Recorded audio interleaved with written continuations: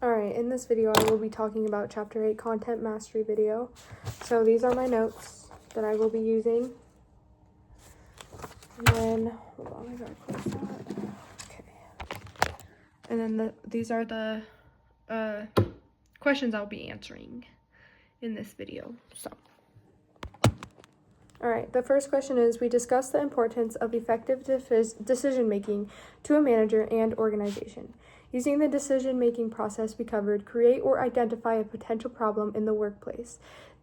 Then explain each step using actual analytical information of the process, citing your alternatives, how you evaluate them, and the final outcome/solution. So, a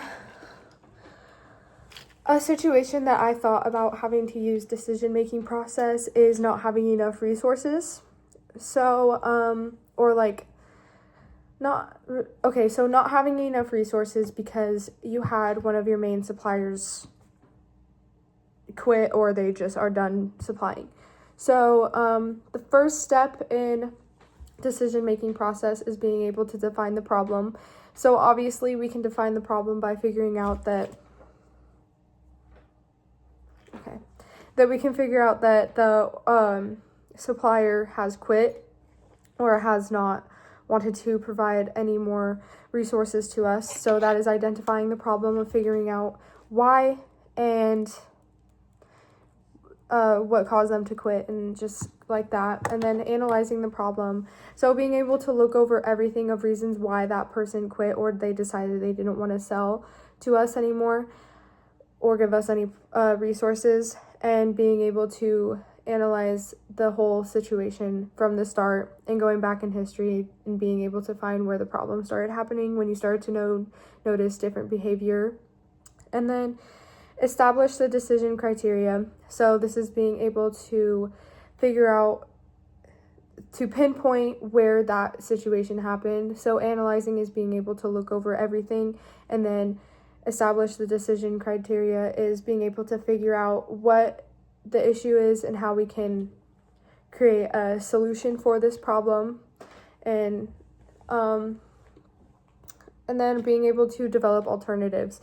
So this is being able to find a new supplier or multiple different suppliers. You can have backups because you want an ABC plan for when these suppliers do quit on you, because some of these resources you are actually really needed for them to create your product or have in the organization. So being able to have alternative different suppliers and maybe being able to rotate them or something like that.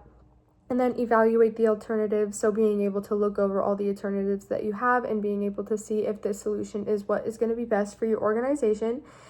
This is very important because you do not want your organization to fail and you do not want to lose a supplier again. So, and then the last one is select the best alternative. So after evaluating through all of your alternatives, you want to see which alternative will be the best fit for you, and you choose that supplier to be the best supplier that you think you need for your organization, that will provide you the most resources. And so first you want to figure out what the problem is, how you can solve it, then finding the certain things that you need to solve this problem, being able to go over the problem, and then being able to select the best solution for this problem that you are having. And so that's what the decision-making process is, and then discuss the 5 general decision-making styles listed in the text. And then I think this question is saying, which one are you? But it says, which are you? Explain why you chose the one you did. So I'm going to explain the 5 decision-making processes, or the 5 decision-making styles. And the 5 of them are analytic, driver, expressive, amiable, and abdicator. Analytic is decisions are made based on the facts and evidence researched. And so this is also known as a deep thinker. And some of the examples for analytic is you want to avoid risks at all times. You want to avoid risks as much as possible as you can. And then they also use organized process. So they decide to do all of their process through organization process, which helps them stay on task and be able to stay responsible and to accomplish the goals that they need to accomplish. And then also they make decisions valid, and they make valid decisions. So this helps determine that they have a lot of information that they need that will be the most reasonable and most valid for the organization in order to be the best they can be. And then also it is concerned with details. So they focus on the details a lot of the time, and they just figure out everything that they need for the organization with a lot of information. And they think about each decision that they need to make very thoroughly. They're organized about what they need to do. And there's also other factors to analytic decision style, but that's what it is. And then driver is the decisions that are made using the available information without help from others. So driver is also known as like the group commander. So they are mainly like someone who thinks that this is what you need to do, and you need to do it my way, or you can go to the highway. And so it's also, like I said, they make their own decisions. They focus on what they think is the best. And then they also like to seek control. They don't want to really compromise with other people or have teamwork. They want to be able to control the issue or control the organization or whatever it is that they want to control. And they like to take risks. They like to feel like being able to take risks makes you to understand the decisions or the issues that you're having in the organization, and you get to learn from them easier. And there's also more examples to driver, but then expressive is decisions are made based on personal feelings and feeling of others. So this is where this is like the free spirit, as what is another name for expressive. And in expressive, with this free spirit, you're creative. So they may be creative in this style of decision making. And so they're creative by also taking risks. They also take risks because being creative, you are kind of curious in that way by doing creative things. And then also they make mistakes, a lot of mistakes, to figure out what they need, because when you are a free spirit, it's kind of like you're free to do whatever you want, I guess. And then also they look for rewards in the effective decision style, so they figure out ways that they can be motivated through rewards and stuff like that. And then the next one I'm going to talk about is amiable, and this is decisions are made that are acceptable to the groups from shared information and ideas. So this is mainly talks about they want the guarantee of results. So they want to be able to see results happening at the end of their decision making process. And they want minimal risks, so they don't really want to take a lot of risks. They want to focus on the alternative, find solutions, get as much information as they can, so they avoid having to risk their organization.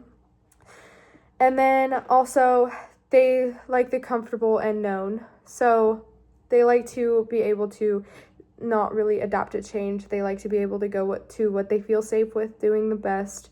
And this is also known as conscious builder. So it's just mainly what you think for yourself or for other people as well, and for the organization. And it's just sticking to what you know best and being able to talk to others so that you can get ideas from them and information to create a better solution. And then abdicator is decisions are made based on the easiest method readily available. So this type of style, you can make fast decisions, and it creates fast decisions that helps the organization faster and move along faster. And then it also results in many errors. So creating fast decisions also results into many errors.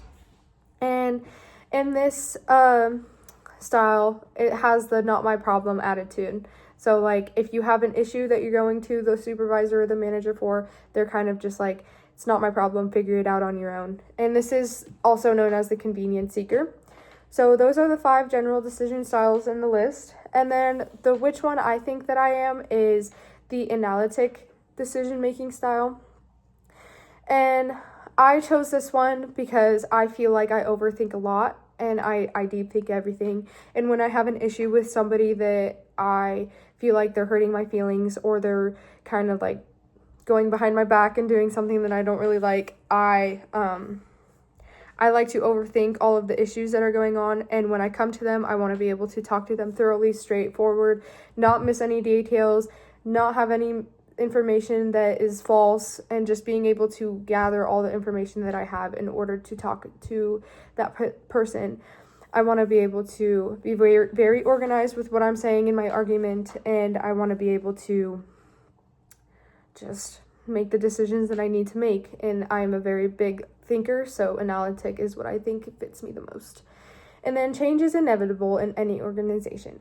Explain the positive benefits of organizational change and include how to eliminate / minimize the negative employee resistance to change. So, so the positive benefits of organizational change is it will make the workforce a little bit different, but usually it helps the workforce to become better and helps provide motivation to their employees, better work conditions, and it just improves the organization overall. And that's a big benefit to having organizational change. And it also just helps the organization grow. Change helps an organization grow all the time. And being able to change your organization just helps you, like, let's say you're outdated on equipment. So you need to change your equipment to up to date, and that will help others become more effective and efficient in the workplace.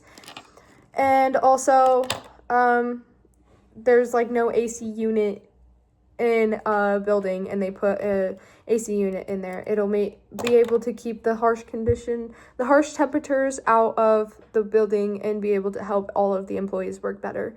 Those are just some examples of what the positive benefits for organizational change is, and include how to eliminate / minimize the negative employee resistance to change. So there's multiple ways to overcome resistance of change, and that is, one of them is being able to gain employees' acceptance of new ideas and methods. So supervisors or managers can introduce the change to the employees that are affected by it, and they can ask their feedback and their opinions for why they do not like the change, and just figure out how to overcome this fear or the accepting to not want to change motivation into turning into something that they will be able to accept this motivation problem. And so supervisors also can regularly interact with employees with constancy, caring, candor, and competence, all which leads to a trusting relationship. So when an employee does not trust a supervisor, it kind of causes the employees not really wanting to change, because they're just used to what they're doing all the time. And employees nobody really likes change, because we all like the things that we are doing right now. And if we change it, it kind of interrupts our way of living, kind of. And like you are on a repetitive day, and it just kind of ruins how you had your day. And then also providing adequate information. So like being able to, there's this term called cascade, and it's rapidly engaging supervisors and employees at all levels of an organization in education, training, and the establishment of clear accountability for change processes and tasks. So this is a good thing to have for people who resist change, because it helps put these people in these situations and in these classes where they have to understand that change is always going to happen, and there's just ways to adapt to it. And it just shows that there's solutions to create for people to, instead of have the fear of change, resistance of change, they can understand that there will be change every now and then in an organization. And then also another way they can eliminate or minimize the negative employee resistance of change is encouraging participation in decision-making process. So this would be able to help the employees feel like they are heard in the change that's going on. This makes the employees feel like they have a say in what is going on, and like they get to put their input and their opinions and how they feel about this change, and the supervisors, managers, or employees all can make up a solution to understand and take in that feedback and find a way to help that part of how people feel about this change, change it into a positive way, and how we can get those other employees or whoever on the same level as everybody else. And then also, I think that's about it. So I think that's everything that I have to talk about in this video. So